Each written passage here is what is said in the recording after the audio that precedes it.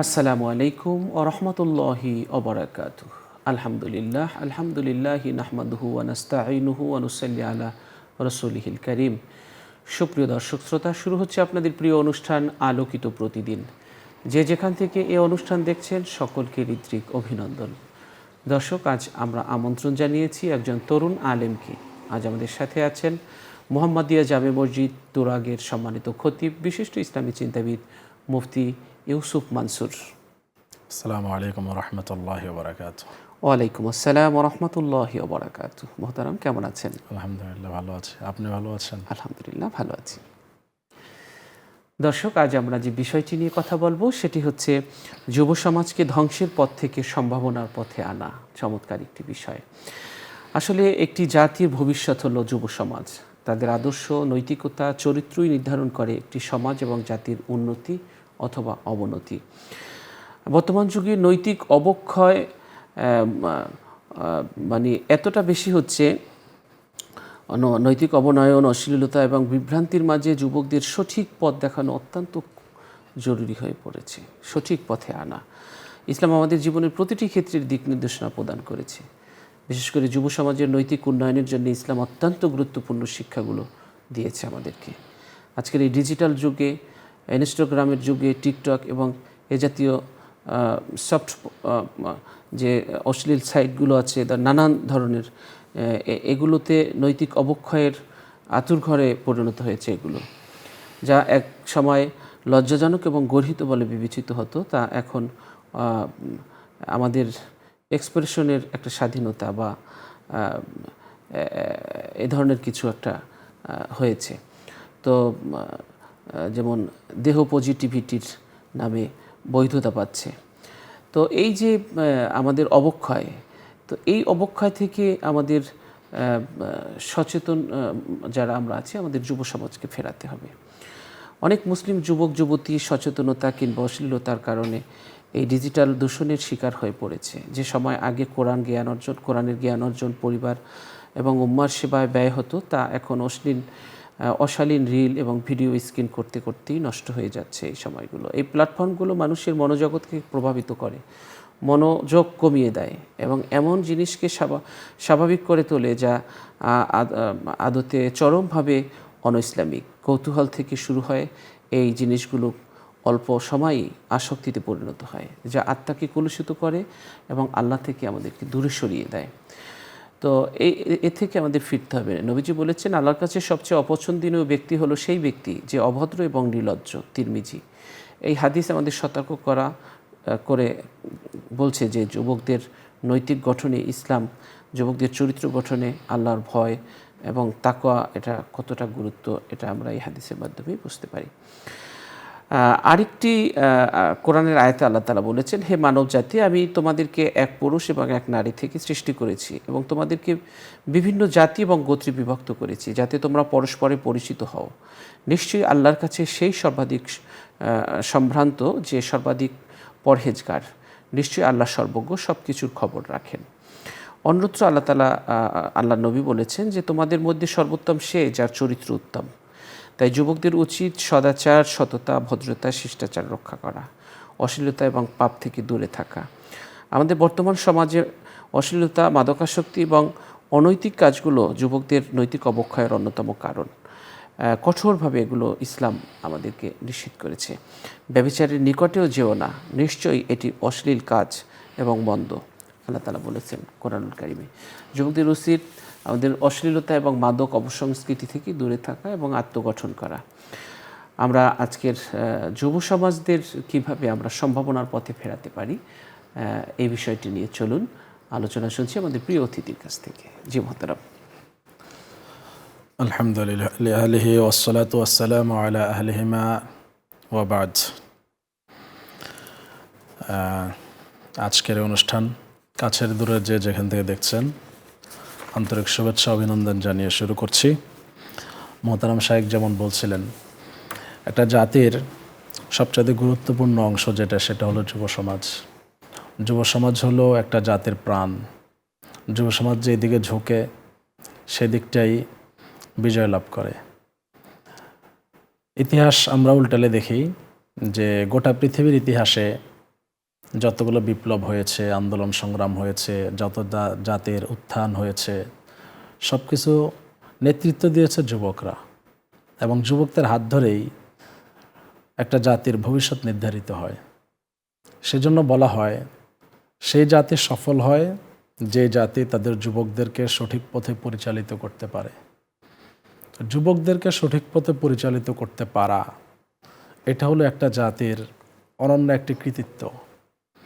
এবং যুবকরা যদি জাতির হাতছাড়া হয়ে যায়, যুবকরা যদি সঠিক গাইডলাইন করতে না পারে, তারা সঠিকভাবে পরিচালনা করতে না পারে, তাহলে সেই দেশের, সেই জাতির ভবিষ্যৎ খুবই অন্ধকার।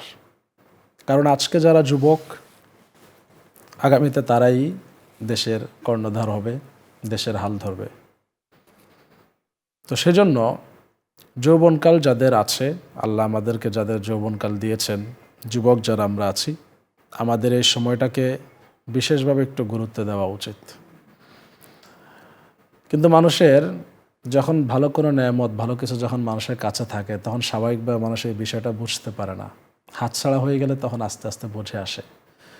যৌবনকালটা যাদের কাছে আছে, অধিকাংশ একটা মোহ, একটা ঘোরের মধ্য দিয়ে পার হয়ে যায়।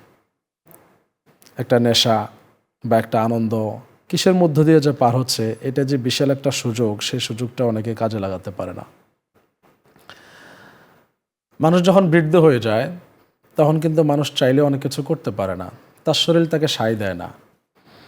তার দেহ, তার শক্তি, এবং কি তার ব্রেনের শক্তি, তার মেধা শক্তি, তার মনে রাখার শক্তি, তার শারীরিক শক্তি, সব কিছু মিলিয়ে মানুষ দিন দিন আস্তে আস্তে দুর্বল হতে থাকে। তো এই যৌবনকালে একজন যুবক চাইলে কী না করতে পারে।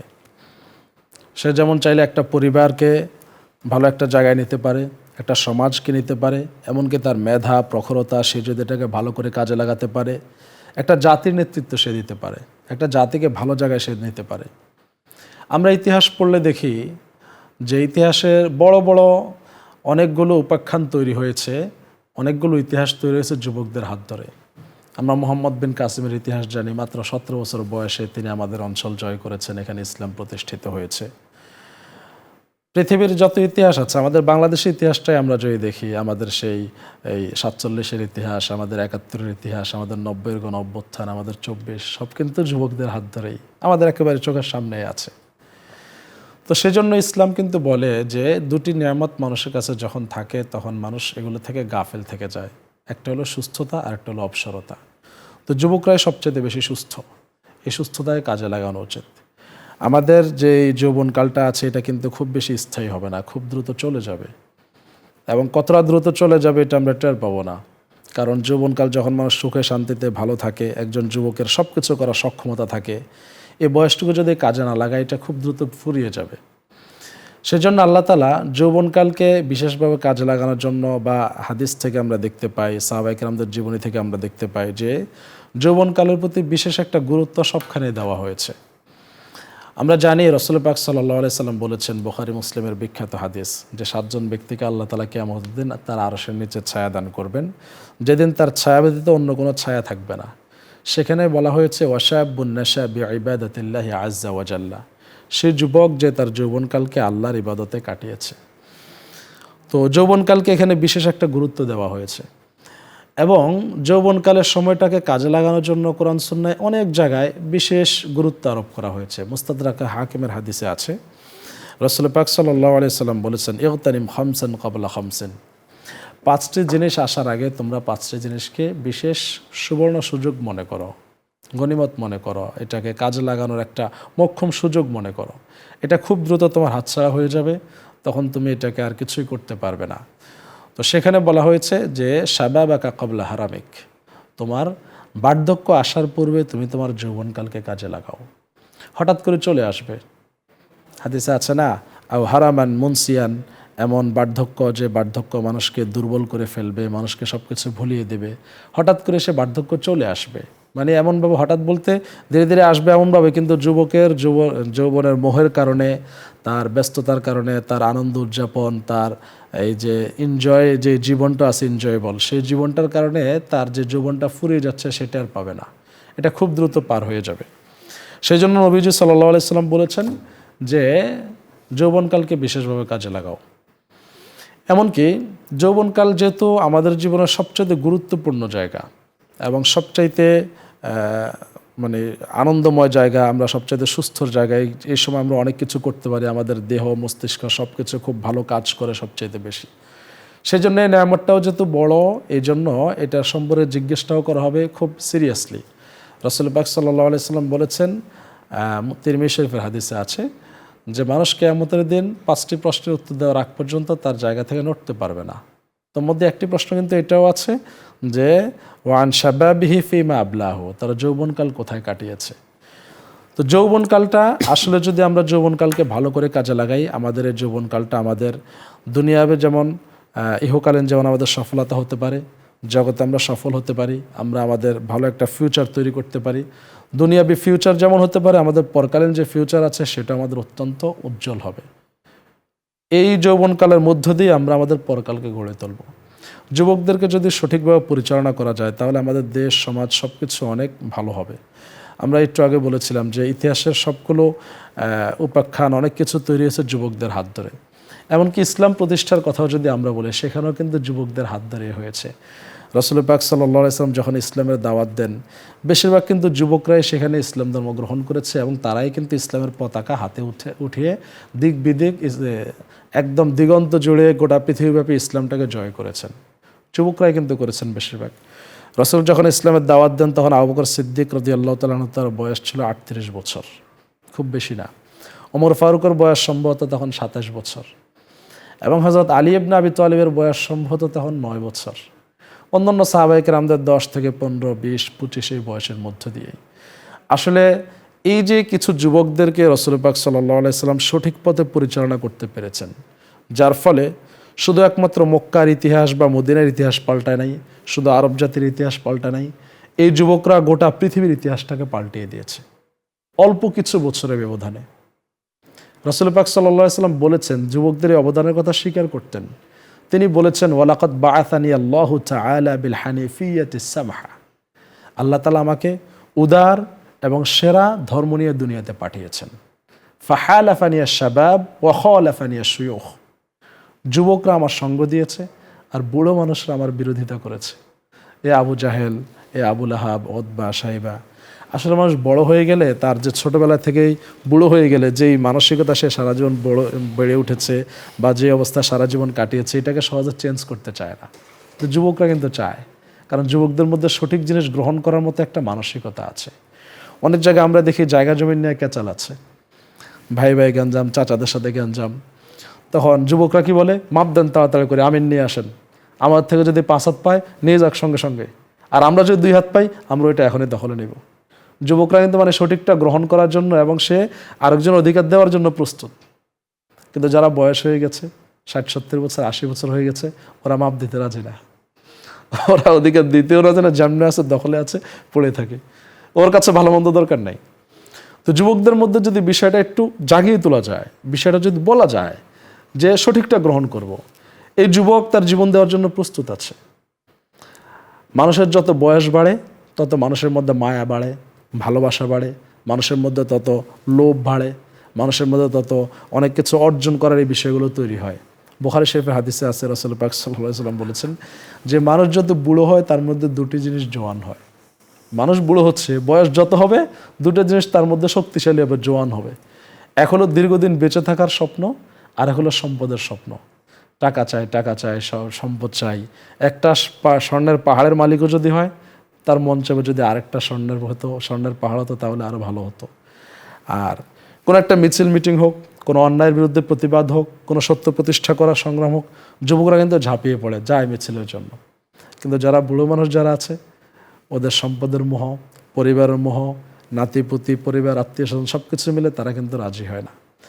সেজন্য আমরা দেখি এই যে ইসলামের ইতিহাসটাও রাসূল পাক সাল্লাল্লাহু আলাইহি ওয়াসাল্লাম যখন কিছু যুবকদেরকে তৈরি করতে পেরেছেন, যে যুবকরা জীবন বাজি রাখতে রাজি হয়ে গেছে এবং তারা জীবন দিয়েছে। আমরা হযরতে হামজা রাদিয়াল্লাহু তাআলার ইতিহাস জানি, খুবাইবের ইতিহাস জানি, খব্বাবের ইতিহাস জানি। আমরা হযরতে এই জানো ওই যে 2জন সাহাবী যারা ছোট ছিলেন, হযরত মুআজ এবং মুআওয়াজ, তাদের ইতিহাস আমরা জানি। জীবনের কোনো পরোয়া নাই, ছোট্ট ছোট্ট 2টা ছেলে, তারা কি করে আবু জাহেলকে হত্যা করবে। কিন্তু না, সত্যের সংগ্রাম তাদের করতে হবে, তাদের ভিতরে এটা ঢুকেছে। তারা দুইটা হাদিসে আছে, বাজ পাখির মতো উড়াল দিয়ে গেলে তার উপর গিয়ে তারা পড়লো। তো এদের মধ্যে জীবনের মায়া বেশি একটা থাকে না, সত্যের মায়া থাকে। এটাকে যদি আমরা সঠিকভাবে পরিচালনা করতে পারি তাহলে আমাদের দেশ, সমাজ সব কিছু অনেক ভালো হবে। অত্যন্ত দুর্ভাগ্যজনক হলেও সত্য, এটা স্বীকার করতে হয়। নানান কারণে, রাজনৈতিক কারণে হোক, যুবকদেরকে কেউ সঠিকভাবে পরিচালিত করতে চায় না। রাজনৈতিক দলগুলোও চায় না, অনেক দেশ চায় না। যে যুবকদের কাজ ছিল দেশপ্রেম থাকবে তাদের মধ্যে গভীরভাবে, তাদের মধ্যে ধর্মের প্রেম থাকবে, সত্য প্রতিষ্ঠা করার মানসিকতা থাকবে, সেই যুবকরা আজকে আমরা দেখি খেলাধুলা নিয়ে ব্যস্ত।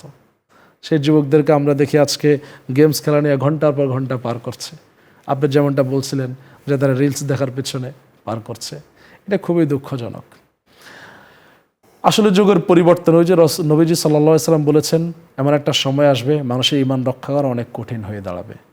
হাতের তালুর মধ্যে আগুনের অঙ্গার রাখা যেমন কঠিন হয়ে দাঁড়াবে, ততটাই কঠিন হয়ে দাঁড়াবে। আজকের যুব সমাজ যে পরীক্ষার মুখোমুখি হচ্ছে, আমাদের পূর্বপুরুষরা কেউ এই ধরনের পরীক্ষার মুখোমুখি হন নাই, এটা নিশ্চিত করে বলা যায়। আজকের যুবকদের ঈমান রক্ষা করে চলা, নিজের নৈতিকতা রক্ষা করে চলা, অশ্লীলতা দূরে থাকা অনেক কঠিন। আগেকার যুগ যদি আমরা ফিরে যাই, আমাদের পূর্বপুরুষ যারা ছিলেন, দাদা যারা ছিলেন বা এর আগে যারা ছিলেন, পৃথিবীর 100 বছর 1000 বছর আগের ইতিহাস ছিল এক ধরনের, আর বিগত 15-20 বছরের ইতিহাস হয়ে গেছে সম্পূর্ণ আরেক ধরনের। আগে মানুষ একটা পাপ কাজকর্ম করতে হলে কত ভাবনা, কত কিছু অ্যারেঞ্জমেন্ট তৈরি করা লাগতো, অনেক কিছুর পরে সে একটা পাপের দিকে ধাবিত হওয়া লাগতো। আজকে এখন সবার হাতে হাতে স্মার্টফোন আছে, ভালো মন্দ সব কিছু তার সামনে, মুহূর্তে সে চাইলে ডুব দিতে পারে, মুহূর্তে সে চাইলে খারাপ জগতে চলে যেতে পারে। এটা খুবই দুর্ভাগ্যজনক। সেই জন্য যুবকদের বর্তমান যুগে ঈমান হেফাজত করা, নৈতিকতা হেফাজত করা, সঠিক পথে ফিরিয়ে আনাটা অনেক কঠিন। যে যুবকরা এই বিষয়গুলো বুঝবে এবং আল্লাহর ভয়টা ভিতরে ধারণ করবে, পরকালীন ভয়টা ভিতরে ধারণ করবে, এবং বর্তমান এত কিছুর হাতছানি, এত পাপের হাতছানি, এত ধরনের অশ্লীলতার চতুর্দিকে আছে, এসব কিছু থেকে মুক্ত থেকে যদি কোনো ব্যক্তি, কোনো যুবক যদি ঈমানের উপর চলতে পারে, যদি কোনো যুবক তার চরিত্রের হেফাজত করতে পারে, নৈতিকতা রক্ষা করে চলতে পারে, আমার তো মনে হয় জিহাদ করার সমপরিমাণ সব পাবে। আগেকার যুগে যুদ্ধের ময়দানে যে জিহাদ করা, মিছিলের ডাক দিয়ে চলে যাওয়া, সেটা যতটা কঠিন, যতটা সহজ, মুহূর্তে একটা ইমানি স্পৃহা আসলে, শরীরের মধ্যে একটা জোশ আসলে কিন্তু চলে যেতে পারে, কিন্তু পাপ কাজ থেকে ফিরে অতটা সহজ নয়। ওই জন্য ওই যে নবীজি সাল্লাল্লাহু আলাইহি সাল্লাম বলেছেন না যে মনের বিরুদ্ধে যুদ্ধ করে, এটাও কিন্তু একটা জিহাদ। এক সাহাবীরা যুদ্ধ থেকে ফিরে আসে এবং ওনারা বলছিলেন যে রাজানা মিনাল জিহাদিল আসগর ইলাল জিহাদিল আকবার, আমরা ছোট যুদ্ধ থেকে বড় যুদ্ধের দিকে আসছি। ছোট যুদ্ধ হলো কাফেরদের বিরুদ্ধে যুদ্ধ করা, লড়াই করা, সেটা অনেকখানি সহজ অনেকের পক্ষে, কিন্তু নফসের বিরুদ্ধে লড়াই করা, অন্যায়ের বিরুদ্ধে লড়াই করা, মানসিকভাবে নিজের মনকে, নিজের দেহকে, নিজের সব কিছুর দৃষ্টি, নিজের কানশক্তি, সব কিছুকে, মানে সব কিছুর যে পাপ থেকে মুক্ত থাকা, এটা চারটিখানি কথা নয়, এটা অনেক কঠিন ব্যাপার। সেজন্য আজকের যুব সমাজ যারা আছেন তাদের প্রতি আমাদের বিশেষভাবেই থাকবে, আমাদের বিশেষ মেসেজ থাকবে, অনুরোধ থাকবে যে আপনারা যে পরীক্ষার মুখোমুখি হচ্ছেন, আপনারা যে পরীক্ষা বা ফিতনা যেটাকে আমরা বলি, যার মুখোমুখি হচ্ছেন, ইতিপূর্বে কেউ এমনটা ছিল না। আমাদের হাতের নাগালে মুহূর্তেই পাপের রাজ্য আমাদের হাতে আছে। আমরা চাইলে অনেক কিছু এখন বর্তমানে ইজি হয়ে গেছে, কমিউনিকেশন ইজি হয়ে গেছে, যোগাযোগ ব্যবস্থা ইজি হয়ে গেছে, যাতায়াত ব্যবস্থা ইজি হয়ে গেছে, চাইলে যে কোনো পাপ কাজকর্ম সহজে করা যায়, আবার একইভাবে চাইলে যে কোনো ভালো কাজকর্ম সহজে করা যায়। সমাজে ন্যায় প্রতিষ্ঠা করার যে সংগ্রাম, সত্য প্রতিষ্ঠা করার যে সংগ্রাম, সেটাও কিন্তু খুব সহজেই করা যায়। সেজন্য যুব সমাজদেরকে আমাদের আহ্বান থাকবে যে ইসলামটাকে একটু ভালো করে জানতে হবে। আমাদের প্রকৃত পূর্বপুরুষ যারা আছেন, আমাদের প্রকৃত প্রাউড ফিল করার মতো যে জায়গা যারা আছেন, তাদেরকে একটু জানা। আজকের যুবকরা আমরা এই যে বড় বড় ইতিহাসের অনেক লোকদেরকে আমরা জানি, কিন্তু আমাদের প্রকৃত যারা পূর্বপুরুষ, আমাদের প্রকৃত যারা আমরা যাদের উত্তরাধিকারী, সেই মানুষদের কিন্তু আমরা চিনি না। আজকের যুবকরা এই যে আমাদের এই অঞ্চলের মধ্যে যত বড় বড় যুদ্ধ আছে, রাজনৈতিক নেতারা আছে, অনেকের ইতিহাস জানে, ওখানে ইতিহাস পড়ে, তাদের বই পুস্তক আছে, কিন্তু আবু বকর সিদ্দিকের ইতিহাস তাদের জানা নেই, ওমর ফারুকের ইতিহাস তাদের জানা নেই, খোলাফায়ে রাশিদিনদের ইতিহাস তাদের জানা নেই, নবীদের সিরাত জানা নেই। পবিত্র কোরআনে কারিমে এগুলো কিন্তু অনেকবার উল্লেখ করা আছে। ইব্রাহিম আলাইহিস সালাম স্মৃতিচারণ করতে গিয়ে আল্লাহ তাআলা বলেছেন যে ওই লোকজন বলল কি, এই যে ইব্রাহিম আলাইহিস সালাম সত্য প্রতিষ্ঠা করার জন্য যিনি লড়াই শুরু করছিলেন, যে তারা বলল সামি'না ফাতান ইয়াযকুরুহুম ইউকালু লাহু ইব্রাহিম, একজন যুবক দেখছিলাম এই মূর্তিগুলোর সমালোচনা করছে, তাকে ইব্রাহিম বলা হয়, সে কোথায় ডাক দিয়ে নিয়ে আসো, সে মনে হয় যেন আমাদের মূর্তিগুলোর সাথে এই খারাপ আচরণটাও করেছে। তো সেই যুবকের ইতিহাস আল্লাহ তাআলা তুলে ধরলেন। তিনি কিন্তু একাই, একটা পরিবার নয়, তার বাবা ছিলেন সেই নমরুদের কিন্তু প্রভাবশালী একজন মন্ত্রী ছিলেন এবং তিনি সেই সমাজের একজন প্রতিষ্ঠিত মানুষ ছিলেন। তিনি তার বাবার বিরুদ্ধে লড়াই করেছেন, তার পরিবারের বিরুদ্ধে লড়াই করেছেন, সেই সমাজ ব্যবস্থা এবং বলা যায় তৎকালীন যেই রাষ্ট্র ব্যবস্থা ছিল, নমরুদের যে পৃথিবীর অন্যতম একজন শাসক ছিল, সেই শাসন ব্যবস্থার বিরুদ্ধে তিনি লড়াই করেছেন। তিনি লড়াই করে সত্য প্রতিষ্ঠা করতে গেলেন। এক যুবক গোটা সমাজের সবার মধ্যে একটা আলোড়ন সৃষ্টি করে দিয়েছে, সবার মুখে মুখে তার আলোচনা।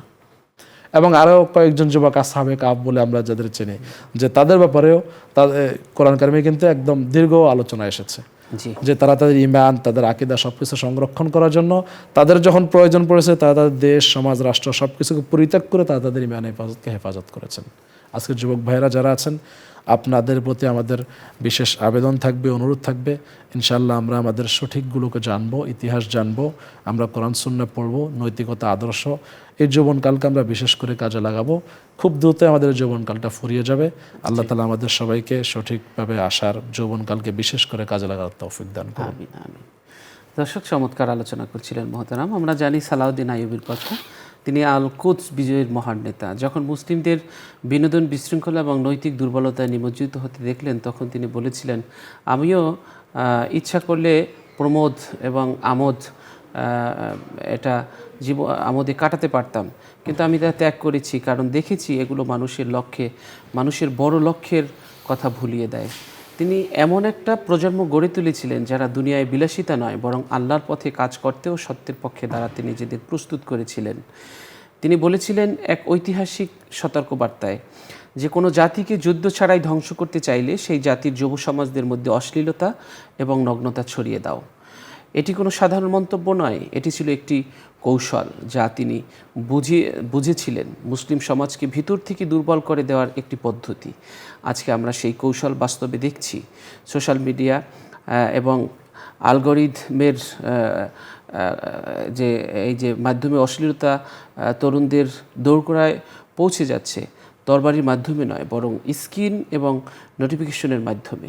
সালাউদ্দিন আইয়ুবীর বিজয় কোনো গাফেল এবং বিভ্রান্তি প্রজন্মের দ্বারা সম্ভব হয়নি, বরং এমন এক প্রজন্মের দ্বারা হয়েছিল যারা সংযম, লজ্জাশীলতা এবং তাকওয়ায় লালিত ছিল। আমরা কী ধরনের প্রজন্ম হতে চাই? যে প্রজন্ম স্কলে ব্যস্ত যখন আল আকসা আক্রান্ত আর উম্মা রক্তাক্ত?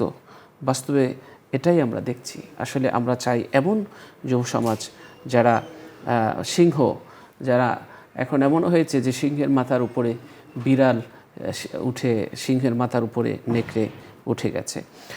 এজন্যে আল্লাহ তাআলা বলেছেন যে মুমিন পুরুষদের বলে দাও তারা যেন তাদের দৃষ্টিকে নিচু করে এবং নিজেদের যৌনাঙ্গের হেফাজত করে, এটা তাদের জন্য অধিক পবিত্র।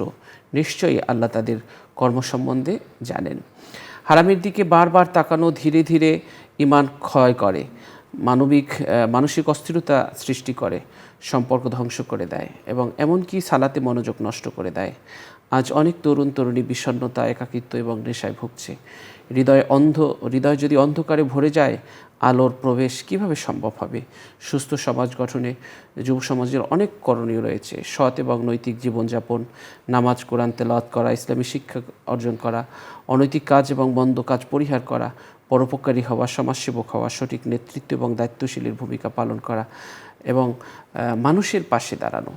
আমরা যদি এই যুব সমাজকে রক্ষা করতে পারি, তাহলে রক্ষা হবে আগামী প্রজন্ম, রক্ষা হবে আমাদের দেশ। আল্লাহ তাআলা মাদক থেকে আমাদের যুবকদেরকে ফিরিয়ে এনে সম্ভাবনার পথে, দেশ গড়ার পথে আমরা কাজে লাগাতে পারি। আল্লাহ সেই তৌফিক দান করুন। দর্শক, আমরা অনুষ্ঠানের এই পর্যায়ে একটি মোনাজাত করব। আপনারাও চাইলে আমাদের সাথে মোনাজাতে শরীক হতে পারবেন। আল্লাহুম্মা সাল্লি আলা সাইয়্যিদিনা ওয়া নাবিয়িনা ওয়া শাফিয়িনা ওয়া হাবিবিনা ওয়া মাওলানা মুহাম্মদ সাল্লাল্লাহু আলাইহি ওয়া আলা আলিহি ওয়া আসহাবিহি ওয়া বারাকা ওয়া সাল্লাম। আল্লাহুম্মা আমিন। রব্বানা যালামনা আনফুসানা وإن لم تغفر لنا وترحمنا لنكونن من الخاسرين. آمين. ربنا لا تزغ قلوبنا بعد إذ هديتنا وهب لنا من لدنك رحمة إنك أنت الوهاب আমিন। আল্লাহ, অনেক গুনাহ করেছি, গুনার স্তূপের নিচে পড়ে আছি, গুনার মহাসাগরে পড়ে আছি। আল্লাহ, আমরা গুনাহকারী, সিয়াকারী, খাতাকারী, পাপী, দুর্বল, আপনার শাহী দরবারে হাত তুলেছি। আপনি অতীত জীবনের সমস্ত ভুলগুলো ক্ষমা করে দিন। আমিন। এত বেশি গুনাহ করেছি, এই গুনার জন্যে আপনার দরজায় হাত তুলে পেতে রাখতে রাখতে যদি হাত অবাস হয়ে যায়, গুনার জন্যে ক্ষমা চাইতে চাইতে যদি বাক শক্তি রুদ্ধ হয়ে যায়, গুনার জন্যে চোখের পানি ফেলতে ফেলতে যদি চোখ গর্ত থেকে বের হয়ে যায়, দুই পাশ দিয়ে চোখের জল ঝরতে ঝরতে যদি দাগ পড়ে যায়, আপনার দরজায় দাঁড়িয়ে থাকতে থাকতে যদি পা অবাস হয়ে যায়, আপনার দরজায় দৌড়াতে দৌড়াতে যদি পায়ের নিচে ফোসকা পড়ে যায়, তখনও যদি আপনি ক্ষমা না করে ফিরিয়ে দেন, আমাদের কিছুই করার থাকবে না, কারণ আমরা অপরাধী, আমরা পাপী, আমরা গুনাহগার। আল্লাহ, গুনার দিকে তাকালে আপনার রাগ হবে, গোসা হবে, গুনার দিকে নয়, মোদের মিনতি, মোদের ফরিয়াদ, মোদের আকুতির দিকে একটু রহমতের দৃষ্টি ফেরান। আল্লাহ, মোদের জিন্দেগির গুনাহগুলো মাফ করে দেন। আমিন। আল্লাহ, ক্ষমার কলম দিয়ে গুনাহগুলোর উপরে দাগ বসিয়ে দেন। আমিন। জানি না যারা হাত তুলেছে কাছে দূরে, এদের মধ্যে কার মা কোন বাঁশ বাগানে পড়ে কান্দে, জানি না কার বাবা কোন আম বাগানে পড়ে কান্দে, আর বলে বাবা ওই যে রেখে গেলি রে, আর তো খবর নিলি না। একটু দোয়া কর কর, বড় বিপদে পড়ে আছি। আল্লাহ, যার মা নেই, যার বাবা নেই, সবার মা বাবার কবরকে জান্নাতের বাগান বানিয়ে দাও। সবার মা বাবার জীবনের গুনাহ খাতা মাফ করে দাও। আল্লাহ তাআলা, তুমি আমাদের কবুল করে নাও। আমিন। এই অনুষ্ঠানের পৃষ্ঠপোষক বসুন্ধরা গ্রুপের চেয়ারম্যান, আল্লাহ তাকে না খায়াতে তৈয়বা দান করো। আমিন। আল্লাহ তার প্রতিষ্ঠিত প্রতিষ্ঠানগুলোকে কবুল আর মঞ্জুর করো। রব্বিরহামহুমা কামা রব্বায়ানি সগীরা। সুবহানা রব্বিকা রব্বিল ইজ্জাতি আম্মা ইয়াসিফুন ওয়া সালামুন আলাল মুরসালিন ওয়ালহামদুলিল্লাহি রব্বিল আলামিন। আমিন। দর্শক, আমরা আজ এখানেই শেষ করছি। আল্লাহ হাফেজ। আসসালামু আলাইকুম ওয়া রাহমাতুল্লাহি ওয়া বারাকাতুহু।